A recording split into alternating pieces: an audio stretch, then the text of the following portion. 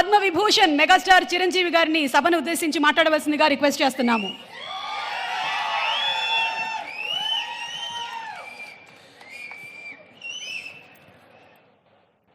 గౌరవనీయులు మన ప్రీతమ ముఖ్యమంత్రి శ్రీ రేవంత్ రెడ్డి గారికి, అలాగే మంత్రివర్యులు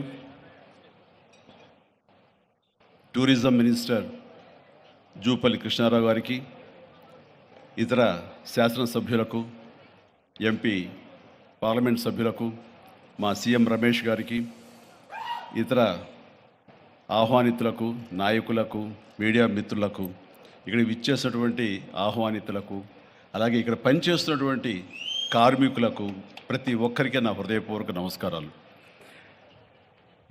ఈ ప్లేసు మీ అందరికంటే నాకు ముందు తెలుసు. 2000 సంవత్సరంలో రామ్దేవ్ ఇది ప్రారంభించినప్పుడు ఇక్కడ కొన్ని మొక్కలు పాంప్లెట్ వేసి మా ఇంటికి తీసుకొచ్చి, మీరు ఇల్లు కడుతున్నారు, ఏదైనా ఉపయోగపడుతుందో చూడండి అంటే వెంటనే ఎంత ముచ్చటేసిందంటే, ఎప్పుడో విదేశాలకు వెళ్ళినప్పుడు ఇలాంటి మొక్కలు, ఇలాంటి కళాకృతులు, ఇలాంటి అద్భుతమైనటువంటి సజీవ శిల్పాలు, జీవం ఉన్నటువంటి ఇలాంటివి చూస్తుంటే ఇలాంటివి మనం తీసుకెళ్ళిపోతే బాగున్నాయి, వాడ షిప్లో తీసుకెళ్తే బాగుండే అని అంత టెంప్ట్ అయ్యేవాడిని. అలాంటిది ఇక్కడ హైదరాబాదులో ఈ శివారుల్లో ఒకటి లభిస్తుందంటే కనుక చాలా ఆనందంగా ఉంటుంది. రామ్దేవ్ ఫస్ట్ ఆఫ్ ఆల్ నేను కూర్చున్న చోట బయట కనపడకుండా నాకు ఏదైనా ఫెన్సింగ్ లాగా ఉండాలి, అలాంటి గుబురుగా ఉండకూడదు అంటే అక్కడ చక్కగా కొమ్మల్ని ఒక ఫెన్సింగ్ లాగా అల్లి పైన మాత్రం గ్రీన్ ఉండేలాగా పెద్ద స్క్రీన్ చేశాడు. అది ఇప్పుడు చూస్తుంటే కనుక ఎంత బాగుంటుందంటే బయట నుంచి చూసేవాళ్ళకి నేను జైల్లో ఉన్నట్టు ఉంటుంది, అన్ని కటకటాల్లాగా ఉంటుంది. అది అద్భుతమైన కళాఖండంగా నేను ఫీల్ అవుతుంటాను. అట్లాగే చాలా అద్భుతమైన చెట్లు కొన్ని మా ఇంట్లోనే పెట్టుకున్నాను. ఇవి ఎప్పుడో 2002లో 2003లోనో మా ఇంట్లో పెట్టుకున్నాను. అప్పటి నుంచి నాకు అంత ప్యాషన్. ఆ తర్వాత ప్రతి క్షణం ఈయన ఎదుగుదలను చూస్తూ వచ్చాను. ఎక్కడ నాకు ఈయన రామ్దేవ్ ఒక వ్యాపారవేత్తలా కనబడ్డాడు, ఒక కళాకారుల్లా కనబడతాడు. అందుకే నా మనసుకి అత్యంత దగ్గరగా అయ్యాడు. ఆ తర్వాత ఏదైనా వస్తే కనుక చూస్తారా మొక్కలు అంటే, ఇదివరకంటే ఏదో వేలల్లోనో లక్షల్లోనూ చెప్పేవాడు, ఇప్పుడు కోట్లలో ఉందంట కదయ్యా. ఇప్పుడు నా సంపద అంతంత మాత్రమే ఉంది, కొనలేనేమో అన్నారు. కానీ చూడండి సార్, వస్తే మీరే టెంప్ట్ అవుతారు. ఇప్పుడు గౌరవ ముఖ్యమంత్రి గారితో పాటు అన్నీ వీక్షిస్తుంటే ఎంత టెంప్టింగ్ ఉందంటే, ఇవన్నీ మన ఇంట్లో పెట్టేసుకుంటే ఎంత బాగుంటుంది అనిపిస్తుంది. అంత అందంగా దీనికి కావాల్సిందని వ్యాపార దృక్పథం కాదు, కళాకారుల హృదయం, కళా హృదయం ఉండాలి.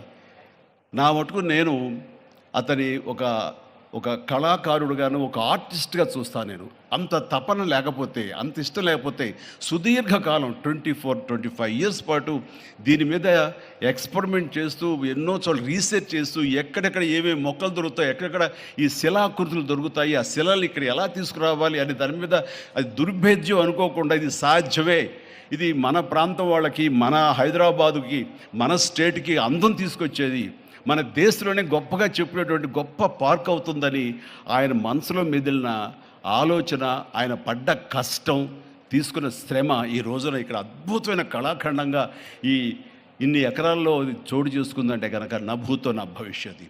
ఎవరైనా సరే అంత డబ్బులుంటే కనుక ఏం వ్యాపారం చేద్దాం, ఇంత స్థలం ఉంది కదా, దీన్ని ఎలా రియల్ ఎస్టేట్ చేద్దాం, దీన్ని ఏదో గవర్నమెంట్ వాళ్ళ మన్నలతో వాళ్ళ పర్మిషన్లతో తీసేసుకుని అక్కడ మనం మల్టీ స్టోరీ పెట్టుకుంటే ఆయన జీవితం కాదు కదా, తరతరాలుగా నిలిచిపోతాడు. అలా కాకుండా ఆయన కేవలం ఒక లోపల ప్యాషన్, చిన్నప్పటి నుంచి కాలేజీ రోజులో చదివే దగ్గర నుంచి, ఆర్ట్ కాలేజీలో చదువుతున్న దగ్గర నుంచి కూడా ఆయన మదిలో ఉన్నటువంటి ఆయన బ్రెయిన్ చైల్డ్, అలాంటి దాన్ని ఈ రోజున ఈ రూపం తీసుకొచ్చారంటే ప్రతి క్షణం, ప్రతి కార్నర్ ముఖ్యమంత్రి గారు చూసి ఎంత ముచ్చటపడిపోతున్నారంటే అంత ఇంత కాదు.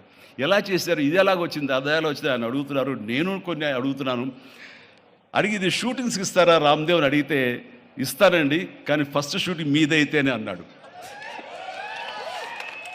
ఇప్పుడు నువ్వు ఆ మాట అన్నావు కదా, ఇప్పుడు కొత్తగా హీరోయిన్ని తీసుకొచ్చి ఆ అమ్మాయితో స్టెప్లు వేయాలంటే ఈ ఎండలో ఎలా ఉంటుందేమో తెలియదు, కానీ ఏదో చలికాలం అయినప్పుడు నెక్స్ట్ చలికాలం అయితే చేస్తానయ్యా అన్నాను.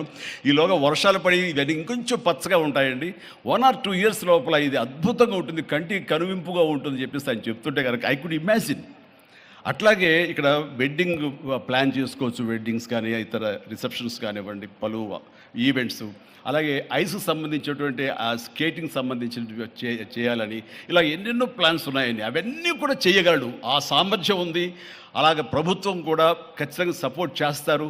అందుకు సమాయుత్తమై ఉన్నారు ఆయన. అందుకనే ఎంతో బిజీగా ఉన్నారు సీఎం గారు. ఇవాళ చూస్తే కనుక మనుషులు ఇంటి చుట్టూ ఉన్నారు. అవన్నీ పక్కకు పెట్టి, ప్రోగ్రామ్స్ అన్ని పక్కకు పెట్టి నిన్నటిదాకా ఆయన ఎలక్షన్ క్యాంపెయిన్ ఎక్కడో చేసి వేరే రాష్ట్రాల్లో వచ్చి రామ్దేవ్ మీద ఈ ప్లేస్ మీద ఎంతో ప్రేమ లేకపోతే, ఇలాంటి దాన్ని మనం ఎంకరేజ్ చేయాలి అని ఆయన ఉద్దేశం లేకపోతే ఇంత ఓపికగా ఈ ఎండ్లో ఆయన వచ్చేవారు కాదు. ఫస్ట్ ఆఫ్ ఆల్ ఆయన ఇక్కడికి వచ్చి దీన్ని ఎంకరేజ్ చేస్తున్నందుకు వారికి మనస్ఫూర్తిగా అభినందనలు తెలియజేస్తున్నాను ముఖ్యమంత్రి గారికి. ఎందుకంటే అలాంటి వాళ్ళు అనుకుంటేనే, వాళ్ళ కళ్ళలో పడితేనే, వాళ్ళు ఇంప్రెస్ అయితేనే దీనివల్ల ఎంతోమందికి ఉపాధి కలుగుతుంది, ఇది ఎంతోమందికి కనువిందు కలుగుతుంది. మరి ఎంతోమంది ఈ ప్లేస్ని వాళ్ళ ఈవెంట్స్కి ఉపయోగించుకుంటారు. తద్వారా టూరిజం పెరుగుతున్న ఉద్దేశంతో కూడా మన జూపల్లి కృష్ణారావు గారు దీన్ని ఎంకరేజ్ చేయడం కోసం సమాయత్తమై ఉన్నారు. అలా ప్రభుత్వ సహకారాలు దీనికి మెండుగా ఉంటాయని ఆశాభావం వ్యక్తం చేస్తూ, మీరు ఏదైతే కనుక ఊహించారో రామ్దేవ్, అది త్వరలో ఖచ్చితంగా అవుతుంది. ఇవి అద్భుతమైనటువంటి ఒక ల్యాండ్ మార్క్ అవుతుంది, ఒక కళాకృతి అవుతుంది. అది రాష్ట్రానికి వన్నీ తీసుకొస్తుంది. హైదరాబాద్కి తలమానికంగా ఉంటుంది. ఒక హైదరాబాద్ ఒక ఇల్లు అనుకుంటే ఇంట్లో ఒక అద్భుతమైన పెయింటింగ్ పెట్టుకుంటే ఎంత బాగుంటుందో ఆ పెయింటింగ్ ఈ రోజున ఈ ఎక్స్పీరియన్స్ తోటి నేను చెప్తున్నాను. This will be a beautiful piece of art. అందుకని మరొకసారి వారికి నా హృదయపూర్వక ధన్యవాదాలు, అభినందనలు తెలియజేస్తూ ఈ అవకాశం వచ్చినందుకు అండ్ సీఎం గారితో నేను ఈరోజు ఈ ప్రోగ్రాంలో పాల్గొన్నందుకు నా సంతోషాన్ని తెలియజేస్తూ all the very best and God bless.